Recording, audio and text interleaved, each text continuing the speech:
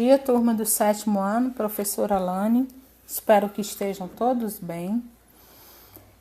A nossa aula de hoje o tema é os povos indígenas no início da colonização. Tratado de Santo Ildefonso. Com a assinatura do Tratado de Santo Ildefonso, em 1777, os 7 povos das missões voltaram ao domínio espanhol. Apenas em 1801, essa área foi definitivamente incorporada do território português.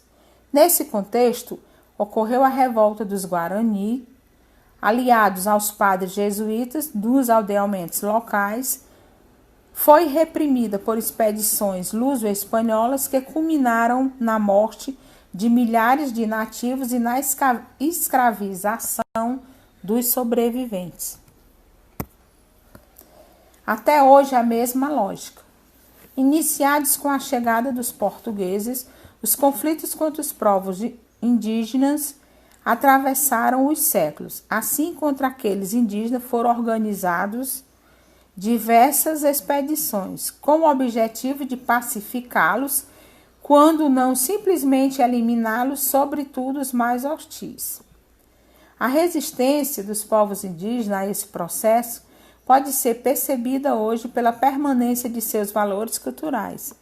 Nem mesmo o comprometimento e a diminuição de suas áreas de mobilidade espacial foram capazes de eliminar tradições, lendas, costumes e rituais de origens ancestrais. Mais do que isso, diversos desses traços foram decisivos para a formação sociocultural do Brasil, determinando hábitos e costumes presentes no cotidiano de milhões de brasileiros. Em outras palavras, a formação da pluralidade sociocultural do país é resultado principalmente da mescla de elementos de diversas culturas, indígena, europeia e africana. Essa mescla resultou em novo contexto econômico, político e social. População indígena, quantos são? Bem, para chegar aos números da população indígena, a FUNAI contabiliza aqueles que vivem nas terras indígenas. Mas o IBGE, que é o Instituto Brasileiro de Geografia e Estatística, ao realizar o censo do país, conta como indígena todo aquele que se declara como tal. Com esse critério, a população indígena no Brasil, em 1991, representava 0,2% do total da população brasileira. Em 2020, esse percentual era de 0,4%, totalizando 734,1 mil indígenas. As terras indígenas. Segundo o censo de 2010, entre as pessoas que se declaravam indígena, 324,8 mil vivem em áreas urbanas, enquanto 572 mil estão no campo. Quase a metade desse total, 433,3, encontra-se abrigado na Amazônia Legal, ou seja, nos estados do Acre, Amapá, Amazonas, Mato Grosso, Pará, Rondônia, Roraima, Tocantins e parte do Maranhão. Entre as etnias, a maior é a dos Ticuna, que reúne 6,8% do total da população indígena no Brasil. No que se refere à preservação de sua cultura, a relação dos indígenas com a terra de origem é vital. A terra em disputa. Os povos indígenas são os habitantes mais antigos destas terras. Mesmo assim, muitos de seus direitos são desrespeitados, como a regularização da posse definitiva das terras que tradicionalmente ocupam. Essa situação tem mobilizado diversos setores da sociedade brasileira, desde os próprios indígenas e ativistas da causa, até madeireiros, mineradores, criadores de gado e grandes agricultores. Não por acaso, a situação provoca grandes tensões. Encontrando caminhos. A atual situação dos povos indígenas do Brasil provoca inúmeras fragilidades a esses sujeitos, o que pode ser percebido pelos frequentes casos de agressões aos indígenas, que muitas vezes sequer ganham espaço no noticiário, tampouco provoca indignação na sociedade.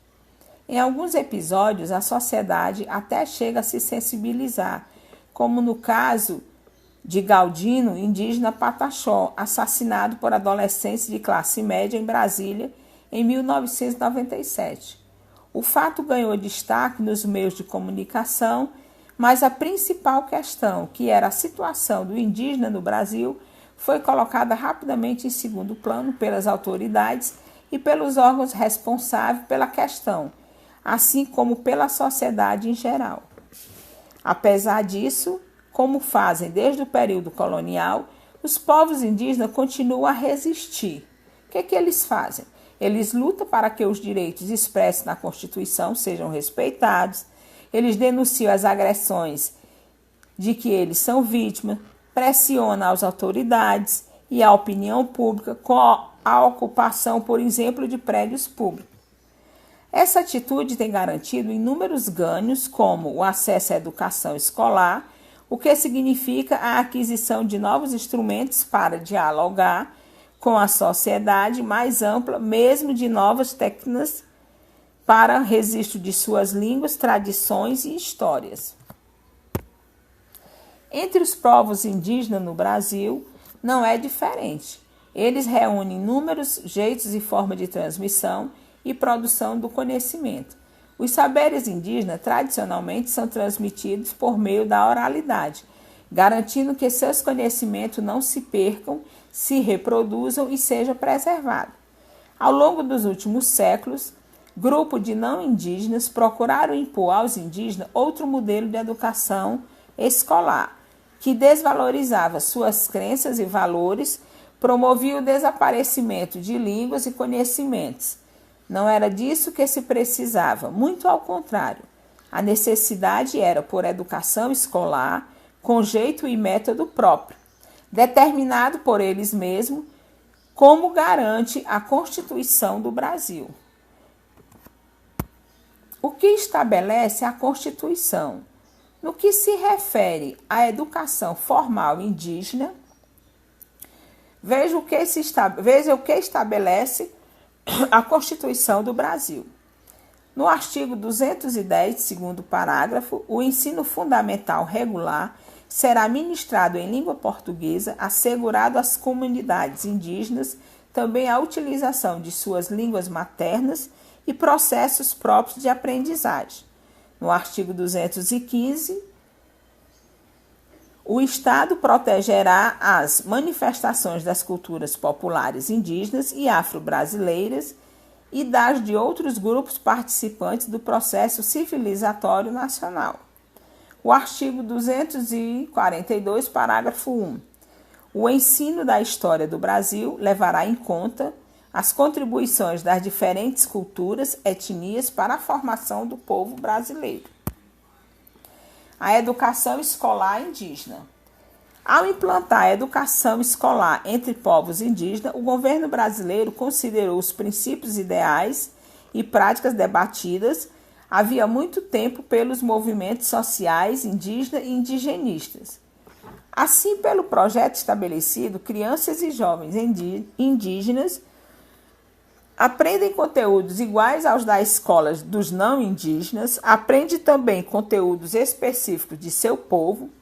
Na prática, isso significa que uma criança indígena será alfabetizada primeiro em sua língua materna, para depois aprender a língua portuguesa. A educação escolar indígena, portanto, vai além do modelo habitual utilizado nas salas de aula da maior parte do país. Não tem como suporte carteiras, notas ou conceitos. Consiste, sim, em uma maneira de compartilhar valores, hábitos e modos de vida.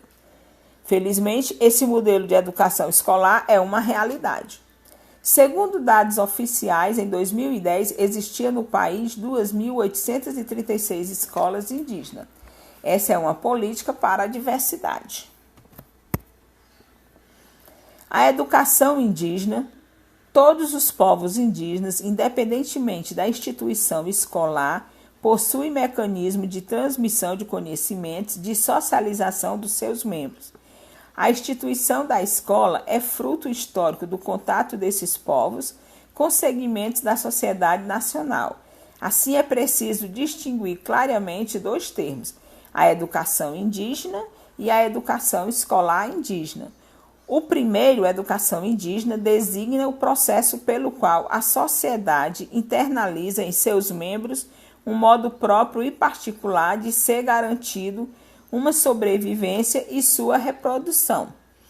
Diz respeito ao aprendizado de processos de valores de cada grupo, bem como os padrões de relacionamento social, introjetando na vivência cotidiana dos índios com suas comunidades.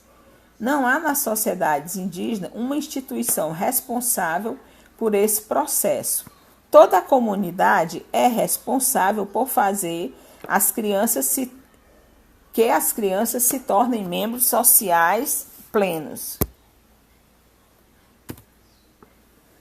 A educação escolar indígena. Aos processos educativos próprios da sociedade indígena veio somar-se a experiência escolar com várias formas e modalidades que esta assumiu ao longo da história de contato entre índios e não índios no Brasil. Necessidade formada pós-contato, a escola assumiu diferentes facetas ao longo da história.